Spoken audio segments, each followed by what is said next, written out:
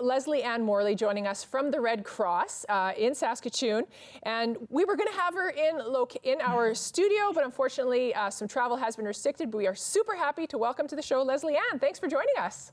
Thanks for having me. Glad to be here. Even if it is on Zoom, I was looking forward to a little trip. Oh, and you know, we would love to have you. And it's funny that we're talking about it because it is a cold day out there today. And today we want to talk about sort of the winter prevention and tips and all that. So we're very excited to have you. So where do we want to start? Prevention? Prevention is always a good place to start. How to not to get cold.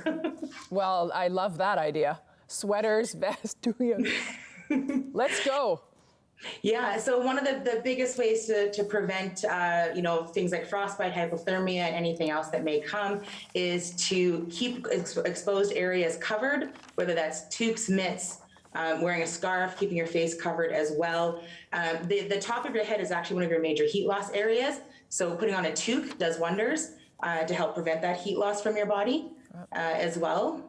Drinking warm fluids and high-calorie foods, too, will also help. Those high-calorie foods translate to energy, which actually converts to heat as well in your body. So are you saying that your body use more energy? Like when I'm out in the cold and I am freezing, I'm actually using more energy? You are using more energy because you're shivering, right? You're shivering, so your body is using a lot of energy, and high-calorie foods will help replenish. Okay. So bring more chocolate bars on the ski hill. Okay. Right. Well, maybe high calorie, not so sweet foods. Okay. All right. Any other prevention tips? Try just to stay dry. That's very important. If your feet get wet in any way, make sure that you have spare socks, even a spare pair of shoes in your car, because cold and wet do not go well together. Dressing in layers does help in case you also get a little bit warm if you're kind of in a car, but then going out of a car. And wherever you possibly can, just get out of the cold if you're feeling cold, even if that just means standing behind a building to get out of the wind, right? Yeah. And I know that in my car, I have like more clothing. Yeah, always take spare clothing. It's always a good idea to have extra clothing in your car. In particular, if things get wet, right? That is one of the best reasons to have it. Or it may start off, as we know, our weathers here in the prairies may start off on a little bit warmer note and then get really cold throughout the day and night. Yeah, I always think when I think you mentioned this, just dress in layers. And I usually wear that wicking layer, closest to my body to kind of get the sweat away from my body. Just avoid wearing anything that's too tight against your body that might actually reduce circulation as well. So you still want some loose fitting clothing in there. Layers also do help trap the heat. All right, good. Anything else on prevention, or do you want to move on? Prevention, that sounds great to me. I think just be smart. Also pay attention to the wind chill is something to be aware of. The wind chill is different than our temperature, as we all know. That's what it feels like on your skin. So even if it's minus 14, it might feel like minus 20 on your skin. So prepare for the wind chill, not the temperature. And is there a certain temperature I need to be prepared for? Like, is there at some point, don't do it? Just all cold temperatures of any kind, really. Just be aware, because as soon as it gets cold, you're losing your body heat at any cold temperature. Yeah, Lesley Anne, as soon as it snows, I'm ready to just stop moving, go home. Yeah, well, and it's nice. Usually when it's snowing, it's just a little bit warmer because it's usually cloud cover to keep that heat in. So yeah. All right. So what happens when, we missed it and now we've maybe have some frostbite, or how do we recognize the signs? Or Yeah, so if you have some mild frostbite, some kind of early stages of frostbite, you might have some pain or some stinging in your fingertips. You'll also maybe have a bit of a pale look to your fingers as well. If it becomes more severe, you will definitely have a complete loss of feeling in those parts of your body. And often it'll start changing color to be either very, very kind of a waxy white, or sometimes if it's really bad, black or very dark blue. Oh, I think that sounds really bad. The black and blue. I've watched those medical shows. Yes, so you want to prevent it, you want to recognize it faster and try to take care of it and get those body parts, whatever that, usually it's fingers and ears and nose and toes. So try to get them warm as fast as possible. Yeah. So what happens if you're out in the elements and I need to get them as warm as, I always think I'm like doing my arm circles because my fingers always get so cold. They do, yeah, because your circulation kind of stops going to your extremities as you get colder and colder and colder. So it's trying to preserve all the heat inside. Yeah. Do what you can to kind of just keep your fingers moving, keep your toes moving. Just be aware of any kind of heating area that you can get to, even if it's in your car.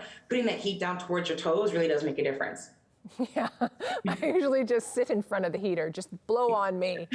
Yeah, and same thing with your fingertips, fingers, nose, toes, those are the places for frostbite. Wow. At what point does frostbite become, because I know by black and blue, I don't think that's good, but when it turns white, we'll recover, is my point. Yeah, so yeah, in those early stages, frostbite will often go away. That stinging, you can warm up the area, you'll be good to go. As it does progress to the point where that skin does change color to blacks and blues, or that waxy white kind of look, that is, the situation where either there's permanent damage that's being done to the nerves, or you may lose you may have that permanent loss of feeling, or there may need to be, more drastic measures like amputation and things like that if it's got to that point. All right. Are we ready to move on to hypothermia? Yeah, you bet. All right. So how do we recognize hypothermia? Right. Well, there are kind of 3 different stages of hypothermia to kind of be aware of. True hypothermia is that severe hypothermia, and it does take a lot to actually get to that point. We'll get to that in a second. But that kind of first stages of hypothermia, the person will still be shivering. That is your body's heating mechanism. So as long as you're still shivering, your body's still trying to warm you up.